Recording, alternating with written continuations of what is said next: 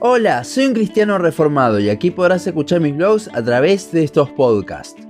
Continuamos con nuestro estudio sobre la primera epístola del apóstol Juan. Terminando con el capítulo 4, veremos que Juan agarra dos conceptos de los que ya había hablado, permanecer en Dios y el amor, para hablarnos sobre cómo un verdadero cristiano demuestra lo que es. Primera Juan 4, 13 al 21 dice: En esto conocemos que permanecemos en Él, y Él en nosotros, en que nos ha dado de su Espíritu. Y nosotros hemos visto y testificamos que el Padre ha enviado al Hijo, el Salvador del mundo. Todo aquel que confiese que Jesús es el Hijo de Dios, Dios permanece en Él, y Él en Dios. Y nosotros hemos conocido y creído el amor que Dios tiene para con nosotros. Dios es amor, y el que permanece en amor, permanece en Dios, y Dios en Él. En esto se ha perfeccionado el amor en nosotros, para que tengamos confianza en el día del juicio, pues como Él es, así somos nosotros en este mundo. En el amor no hay temor, sino que el perfecto amor echa fuera el temor, porque el temor lleva en sí castigo, de donde el que teme no ha sido perfeccionado en el amor. Nosotros le amamos a Él porque Él nos amó primero. Si alguno dice yo amo a Dios y aborrece a su hermano, es mentiroso, pues el que no ama a su hermano, a quien ha visto, ¿cómo puede amar a Dios a quien no ha visto? Y nosotros tenemos este mandamiento de Él: el que ama a Dios, ame también a su hermano.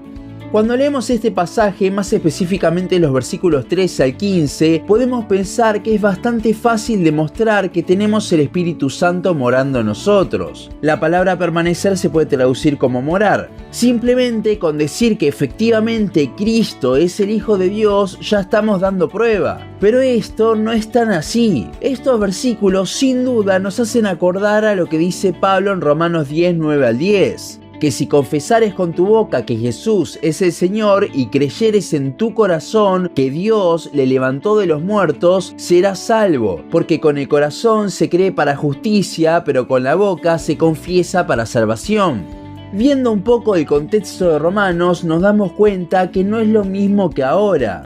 En ese momento te podían llegar a matar por decir públicamente que Jesús es el Señor, por lo que solamente una persona que de verdad lo creyese, que de verdad tuviese su confianza en Dios, lo diría. No como hoy en día que cualquiera lo puede decir con libertad, sobre todo en el occidente. En el caso de Primera de Juan, si bien también había persecución en ese entonces, y también se aplica lo mismo, Juan nos dará del versículo 16 en adelante un poco más de explicación a lo que se refiere. ¿Qué significa confesar que Jesús es el Hijo de Dios? Del versículo 16 en adelante veremos que esta confesión involucra el concepto que Juan viene hablando antes en este capítulo: el amor. Para confesar algo, claramente debemos creer en aquello, y el autor habla de que creemos en el amor que Dios tiene para con nosotros. Este amor implica varias cosas, y podría decir 1.000.000 de palabras hablando al respecto, pero creo que hay un versículo muy conocido que lo refleja a la perfección. Mas Dios muestra su amor para con nosotros en que siendo aún pecadores, Cristo murió por nosotros. Romanos 5:8. En el capítulo anterior del podcast ya vimos lo que significa el amor de Dios. Y aquí Juan sigue reflexionando sobre lo mismo. De hecho, las últimas palabras del versículo 16 ya las ha dicho anteriormente el apóstol en la carta. Partiendo de los que confiesan a Dios son los que han conocido su amor por nosotros, el Evangelio, es que el autor en el versículo 17 continuará hablando de lo que dejó en el versículo 12, ese perfeccionamiento del amor. Nótese que el amor se perfecciona por un agente externo según la conjugación del verbo. No es que nosotros nos perfeccionamos, es Dios el que nos hace crecer en amor. De Él surge, como veremos en el versículo 19. Ahora, este amor, ¿para qué nos sirve? El hecho de que crezca a tal punto que lo confesamos, que lo queremos compartir, nos da confianza para el futuro. ¿Por qué? Porque esto nos demuestra que efectivamente estamos en Cristo, que somos salvos. El amor que Cristo nos da y sentimos nos da seguridad, ya que viene del Espíritu que mora en nosotros, como vimos en el capítulo 3. Como vimos también en el capítulo anterior del podcast, solo podemos amar con un amor ágape por el Evangelio, porque lo tenemos a Él. La seguridad de que permanecemos en Dios, de que seremos librados del juicio, viene por medio del Espíritu demostrado en el amor perfecto, el cual tiene su núcleo en el Evangelio. El versículo 18 es justamente la contracara de esto. Si le tememos al juicio al día de mañana es porque no hemos conocido el amor y no tenemos confianza en Dios, en su obra, en el amor que Él nos demostró en la cruz.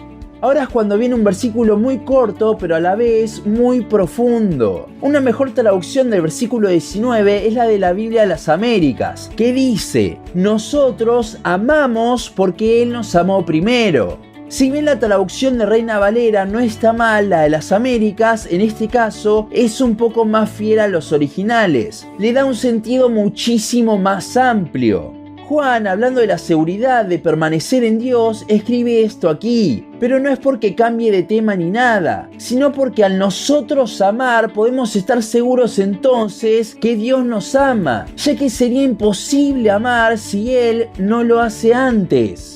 En Reina Valera este versículo parece que se basa más en el Evangelio, ya que nos habla sobre cómo Cristo nos amó y entonces ahora, gracias a ese amor que se sacrificó, es que nosotros le podemos amar también, ya que gracias a ese sacrificio somos regenerados y capaces de amar de una forma ágape, como vimos en el capítulo anterior del podcast. Pero la versión de las Américas también nos permite darle más continuidad para que ese amor no solo se aplique a nuestra salvación, sino también en nuestra santificación. Déjeme ponerlo de la siguiente forma. Nosotros amamos de forma ágape en todo sentido solamente porque Dios nos ama de esa forma. Para entender un poco más esto, debemos ver los versículos 20 y 21, los cuales, si los leemos de forma detenida, veremos que hablan de los dos mandamientos principales: amar a Dios por sobre todo y al prójimo como a uno mismo. Y a su vez acá se relacionan entre sí. Uno no puede cumplir el segundo mandamiento sin cumplir el primero, y uno no puede decir que cumple el primer mandamiento y no cumplir el segundo. Teniendo en mente esto, recordemos el versículo 19, que dice que solo podemos amar en todo sentido de la palabra ágape porque Dios nos amó primero. Esto significa que la única forma de cumplir los dos mandamientos es si Dios nos amó antes. Es como resultado del amor de Dios por nosotros que ahora podemos amar a Dios por sobre todo y a nuestros hermanos. Si pensamos que estos son los dos principales mandamientos de los cuales surge la obediencia, como vimos el podcast al respecto, entonces Juan acá lo que nos está diciendo es que nuestra vida cristiana, piadosa, en amor, se origina en Dios. Si bien podemos pensar que sale de nosotros, la única forma de vivir cumpliendo estos mandamientos es en respuesta al amor que Dios nos demostró a nosotros, en respuesta al Evangelio. Y esto, si somos calvinistas, lo tenemos que afirmar aún más, ya que la regeneración es la única forma posible para que nosotros nos arrepintamos y tengamos fe. Primero Dios hace una obra en nosotros y ahí se nos concede el arrepentimiento. Bueno, es lo mismo con la santificación. Dios tiene que obrar algo en nosotros, Dios nos tiene que dar de su amor, del Evangelio, para que así nosotros, en respuesta a eso, podamos amar también. Para terminar, recordemos el contexto de la carta. Juan, para afirmar a los creyentes, les está demostrando que los gnósticos que salieron de la iglesia no son verdaderos cristianos. Recordemos que no habla de seguridad de salvación para los creyentes, sino que simplemente les está advirtiendo sobre los falsos maestros. En este pasaje, el autor les mostró cómo un verdadero cristiano, a través de su confesión, muestra el amor de Cristo. Amor que se ve reflejado también en su trato para con los hermanos, algo en que los gnósticos fallaban. Y por contraposición vemos una enseñanza para nosotros. Si queremos estar seguros en el juicio final, si no queremos estar temerosos, entonces debemos conocer y creer que Jesús es el Hijo de Dios. Esto es el Evangelio. Y es a través de entender este Evangelio, el amor de Dios para pecadores como nosotros, que podremos amar primeramente al Señor por semejante obra que hizo en nosotros, pero también porque en el Evangelio se revela, por lo que le podemos conocer aún más. También es a raíz de esto que podremos amar al prójimo, ya que en el Evangelio tenemos la mayor prueba de amor ágape digna de imitar y posible solo al entender el sacrificio de Cristo. Recordemos que nuestra permanencia, nuestra confianza, nuestro amor, nuestra obediencia, todo es posible, es generado, surge a partir del Evangelio. Concéntrate en conocer más al Salvador y entre más te enamoras de Él, más se perfeccionará el amor en ti, el cual lo podrás demostrar no solo para con el Señor, sino también para con tus hermanos. Recordemos siempre esto, todo surge en Dios. Nuestro amor, nuestra obediencia, nuestra vida piadosa, nuestra salvación, nuestra santificación, surge de Dios.